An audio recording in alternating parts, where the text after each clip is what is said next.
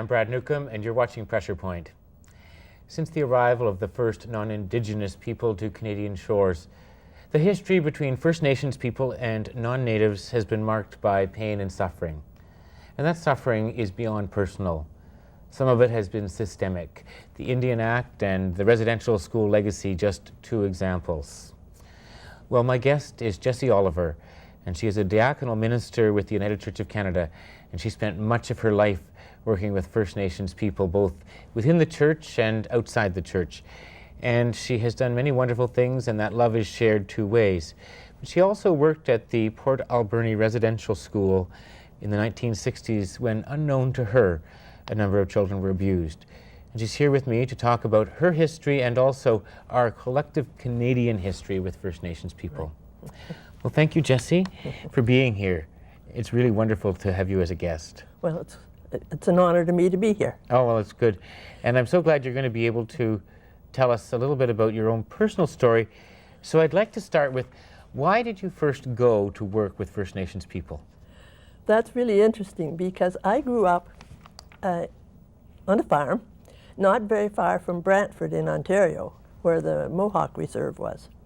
And I was taught to have an interest in and a respect for the First Nations people there. And also I was taught a bit about the mistreatment and the misunderstanding that they had received and that First Nations people all across Canada had received. And that made me really want to know more about them. So what do you think was one of the most important things with regard to your experience in First Nations people? Well, I think one of the most important things was that you have to learn to listen to them and to hear what they have to say. And their ideas and their approach to life are very different than ours. One of the things that they do when they have a decision that influences the whole community is by consensus, where we would have a vote, Right. Yes, no. Well, they have consensus. And we are just beginning to use that system now. And so that avoided a lot of controversy and a lot of trouble amongst them. And they had a lot of love and understanding for one another. Respect for the earth was one of the big things in their lives.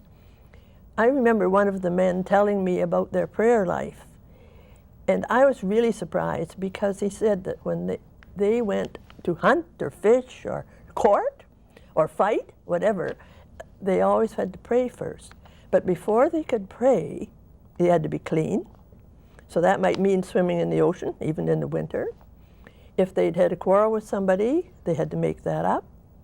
If they had any hatred or bitterness for someone, they had to get rid of that. And only after all that were they able to go and pray to the Great Spirit.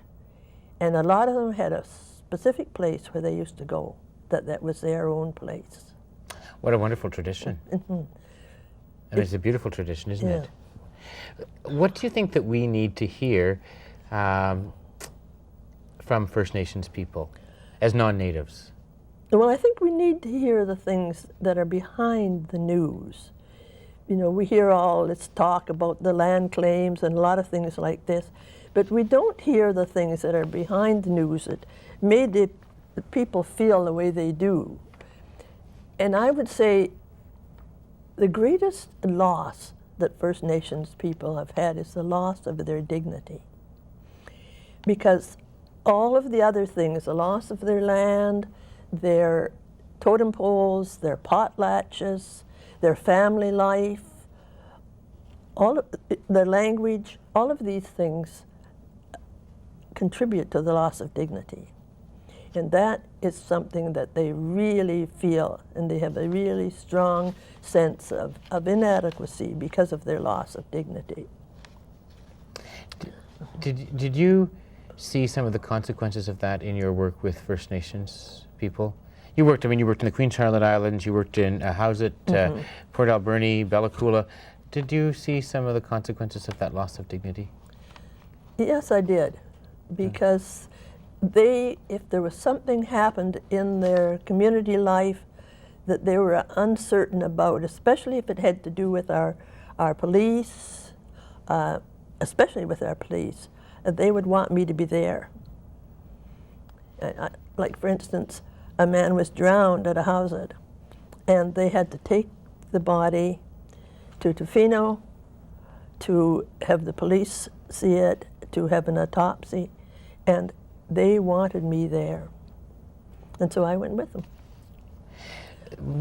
Now, when you think of sort of some of the attitudes of white culture, and as you mentioned, the clash, since even in decision-making, in our white culture we make votes, and in First Nations culture is by consensus.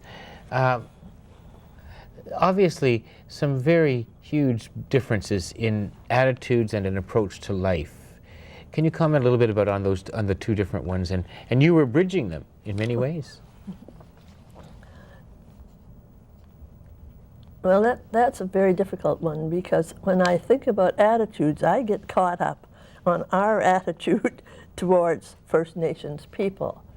But they, as I say, love of the earth, love of one another, understanding of somebody, property. In a village, nobody owns a specific lot. The whole community owns the whole community. They might own the house, but they don't own the land.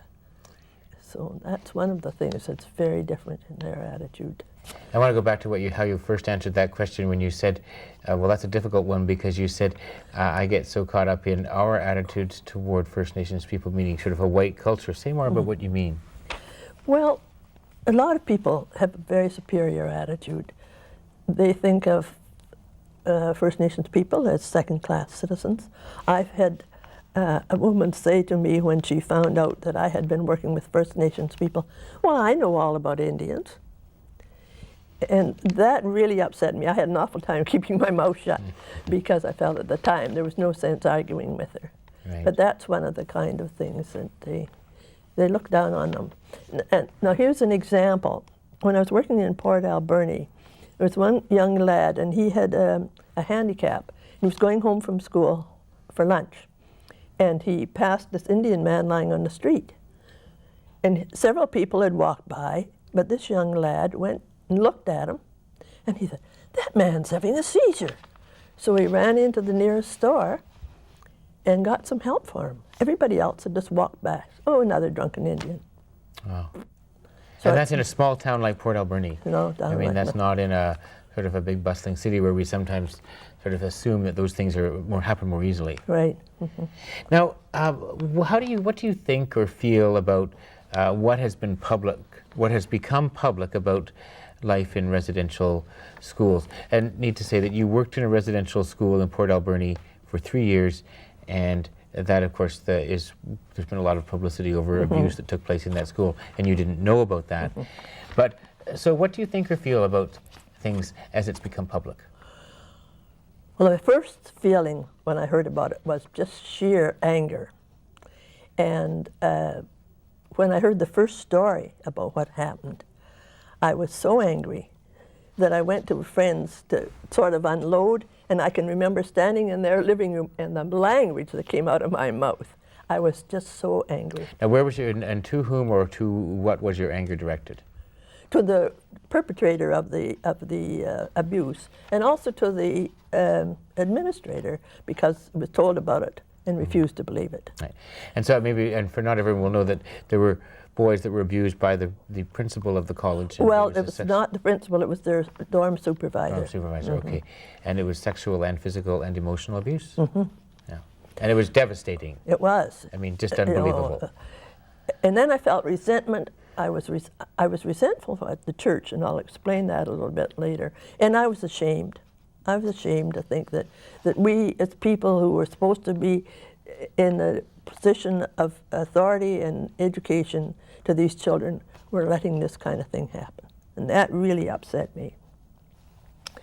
And when I said, I'd mention later, a number of the staff members were just as unhappy as I was about the total atmosphere of the school. And this is when you were working there? When I was working there. And so knowing that one of the men from the head office in Toronto was coming out, they said, well, you talk to him and tell him that we don't like these things that are going on, and they didn't know about the abuse either. It was just the general atmosphere. And so I went to Nanaimo to meet him. And so on the car, on the way home, I started to say something about it, and he just turned and looked at me and he says, "I don't listen to complaints about administrators." And that was it? And that was it. So I shut up, and I thought to myself, I'm not going to stay here. I'm not going to be a part of this. I can't work under these circumstances. No, you mentioned, like, you didn't know that the abuse was happening and you were working at the school, but you said you were uncomfortable with the atmosphere. Can you describe the atmosphere a little bit? Well, partly because so many of the staff were not the kind of people that should be there. They'd be screaming at the kids, and they had no real love for them at all. There were 300 children there. And from what age? Say from what age? From grade 1 to grade 12. Right, okay. In different buildings. And did they speak different language, different First yes, Nations, Native language? Like all the way from the west coast of Vancouver Island to the Nass River Valley. And away from their families, and little children, and siblings separated and so on. Yeah. And then they've got people screaming at them. Yeah. Who don't understand and have no patience with them, no love for them. And that was one of the things that bothered me. These little children, away from their families, needing love and understanding. And how do you parcel out love to 300 kids, eh? That's too much. You're stretched too thin, aren't you? You know how you're stretched too thin. I mean, none of us can love 300 people. No one person. We can have a general love, but we can't love individuals, that many individuals. It's too much. But when I think about all this publicity about the residential school abuse, I get kind of upset because there is so much abuse that went on outside of schools. I had a young woman staying with me for a few days, and she found out that her husband was in town and he was staying at a hotel downtown, so she went down to meet him. Well, she didn't find him, but she found somebody else she knew, and they went into a bar. The next thing she knew, she woke up in the emergency at the Vancouver General. She had on a skirt and a blouse. There were marks of thumbs and fingers on her throat. She had no remembrance of how she got there or what happened. My phone number and name happened to be in the pocket of her skirt, so I got phoned. It was days and days. It was obvious she'd been doped. It was days and days before she recovered. So there has been abuse to First Nations people, both inside and outside. All kinds of institutions and schools and so on. Exactly what was your position at the Port Alberni Residential School? Well, I was director of Christian education. Right. Now, that meant that I worked with the children in the residents. We have services or Sunday school and so on. But also with the people in the local reserves. Mm-hmm. The minister who worked with me, or I worked with him, and I were appointed to the Alberni Valley. So it was not just the residents, it was the community around as well. And I arranged for the children from the residents to go to groups in town. I worked very closely with the local churches so that they'd go to Cubs and Scouts and Explorers and CGIT and so on. Looking back on it now, I'm not sure that was the right attitude to take, the right thing to do. Here's an example of why. The Explorer group had a father and daughter night. Well, that was fine for the children, the white children who had their parents right there. But for these children from the residents, what do you do? So we got some of the members of the congregation to come as their guests. But it must have been a hurtful thing for them. Of course. And I think that was my fault. That was the kind of thing that I didn't really think that thing through. But you weren't the only one who wasn't thinking. I mean, first of all, I find it shocking to think that you were working in a Port Alberni residential school from 1965 to 1968. Those were the years, I think, yeah. Right? So we're talking about the late 1960s. So in Canadian society, we were still taking First Nations children, uprooting them from their homes, and putting them into this mass institutional setting. Right. I mean, I just find that shocking. That the churches were doing this on behalf of Canadian society, and that the government was still sponsoring this program. Yeah. And another thing that bothered me was that the government paid the funds, so who calls the shot?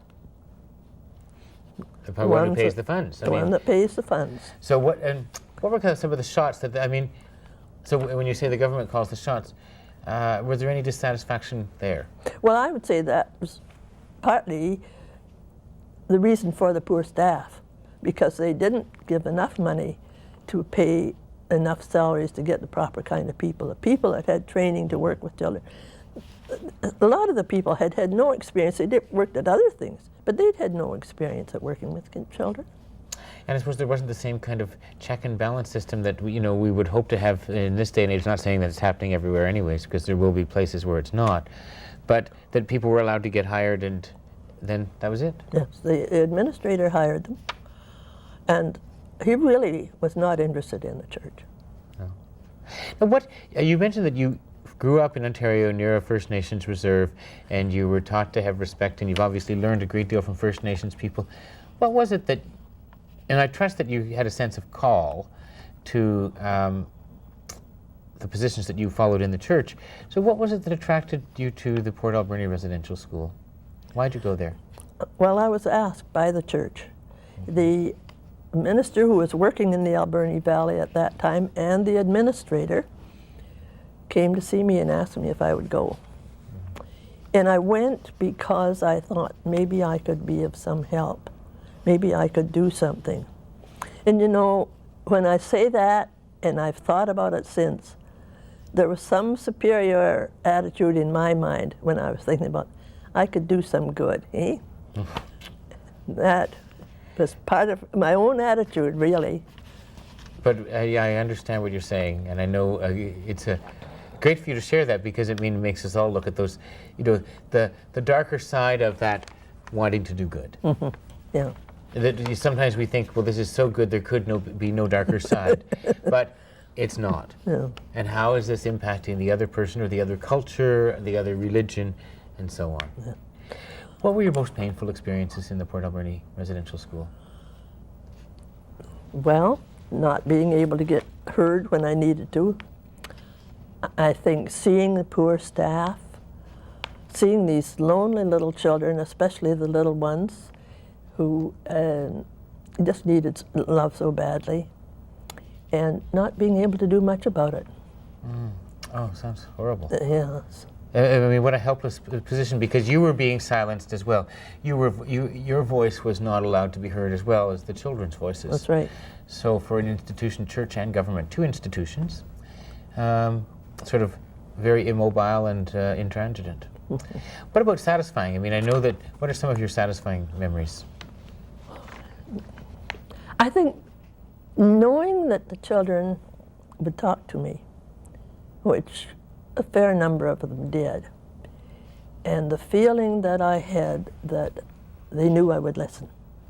Maybe I couldn't do anything, maybe I didn't understand completely, but at least I would listen. I can remember a young girl coming to me one night when I was in their dorm and looking very sad and said, "The boys at school have been calling me a squaw." And she was obviously very hurt. And so I sat down with her and I said, "You know what the word squaw means?" "Well, no." And I said, "Well, the boys think they're insulting you, but they really aren't, because that just means an Indian woman. So they think they're insulting you, but you can know deep inside you that they're not, for you are an Indian woman." And I think through that she was able to begin to have a little bit of pride in her heritage. Say a little bit about, I know that you have talked with some of the students who were abused, and you didn't know that was happening at that time, and you've met with them since. Say a little bit about those meetings. Oh, the first time I heard it was in a presbytery meeting. And I knew that this young man was going to be there as a guest and going to talk, but I didn't know that this was going to come out. And I was just struck, I was just stunned. And I can remember standing up and saying, "I was there at the time. I didn't know that happened. And I'm just sorry it happened." And when he finished his story, he sat down. He was behind the table, and he sat down at the table and just put his arms on the table and put his head down. And to this day, I don't know what happened. I was just up there. I didn't think. I just moved. My feet took me up there.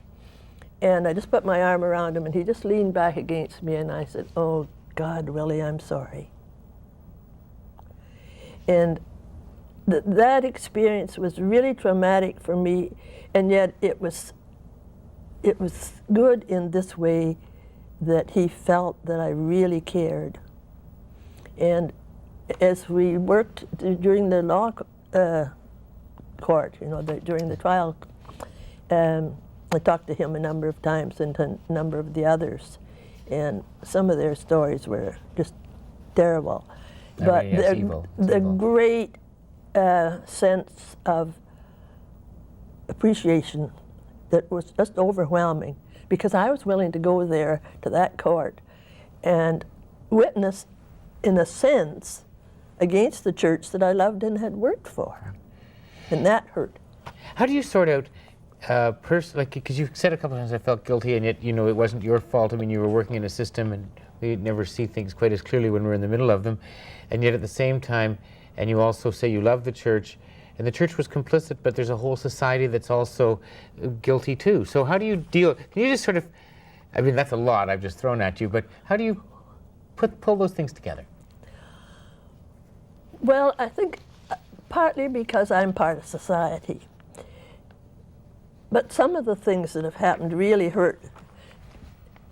Some of them were things that I experienced myself, like the young woman I told you about, like the young couple who came into Vancouver to see me, and when I went to the hotel, it was down a Skid Road, and I said to them, "Oh, why did you come to this hotel?" "Oh, Jessie, that was the only one that would take us." And that was something else I experienced somewhere else. Some of the things that I have known are not my own experience, but they're from people that I knew and trusted. And one of them was a man telling about the garbage truck from their town going out to the garbage dump to dump garbage, and seeing this arm move. So they went to investigate and found this Indian woman who had been used and just dumped in the garbage dump. And she was still living, and they took her in and got her help. And another story, and this was from a man that I knew personally, and he and his wife came into Vancouver to see me. We went to a show, and the show was one where it told about American soldiers giving blankets used by smallpox victims to the Indian people.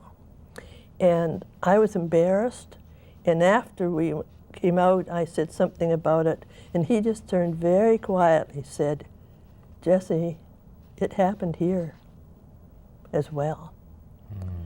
And those kind of things really, really made me realize, what happened at Port Alberni and the other residential schools is just the tip of the iceberg about what's happened all across Canada.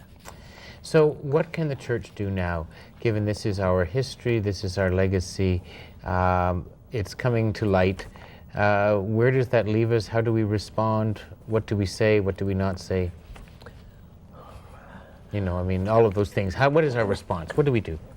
Well, I think one of the things I can answer in 3 words. Listen, and listen. I bet I know the third word. I knew what that third word was going to be. You knew what that one was going to be. People say that to me all the time. I mean, it's true. And it's our culture, too, because we're quick to jump in and talk, aren't we? Yes. You see, they've put up with our talking and with our bossing for years. And it's time that we listen to their stories, and we've got to be able to hear their stories that hurt and take it and say nothing, because they had to take it and say nothing for years.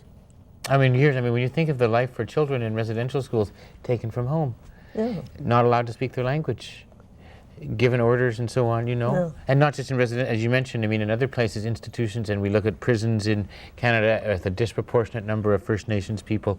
We could go on and on and on. Yeah. But getting back to us, Yeah. that listening is hard. I know it is, but it's something we've got to, and they have so much that they can tell us.